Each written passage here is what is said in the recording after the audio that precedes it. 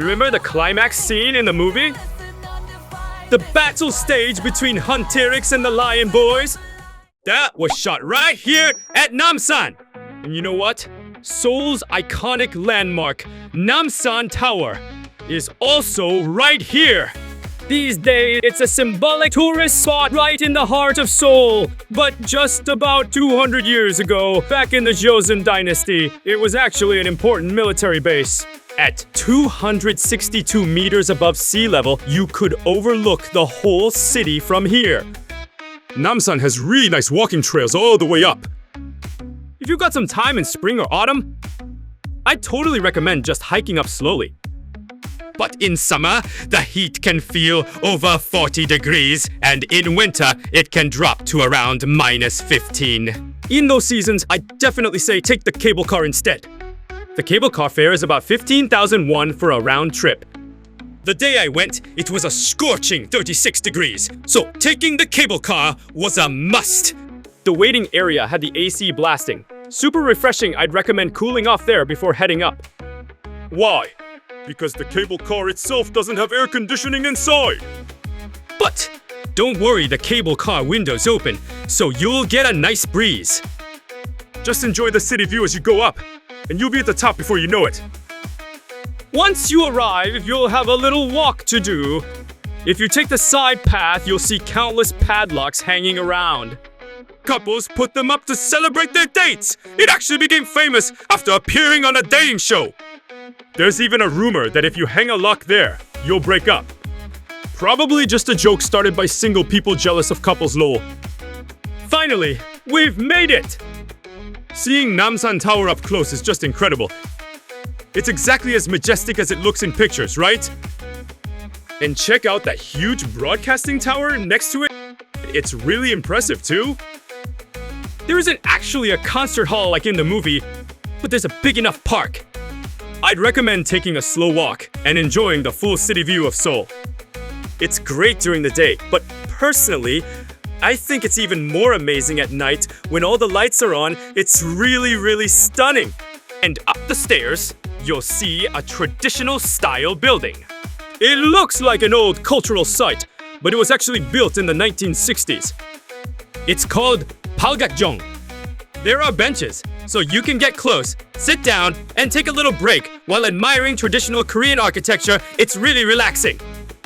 And hey, there's a souvenir shop too, so you can pick something you like and take a little memory home with you. If you buy a ticket, you can actually go up to the Namsan Tower Observatory. There are also restaurants, cafes, and markets where you can experience Korean food. So I'd recommend taking your time to explore everything. And on your way down, you've got to try the slushie. Having a slushie on top of Namsan just feels extra special. Why? Because Korean summers are way more intense than you think.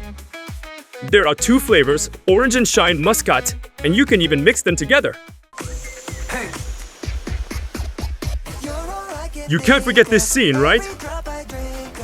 The place where the Lion Boys first appeared. It's right here in Myeongdong. Myeongdong is one of the most popular spots for foreigners.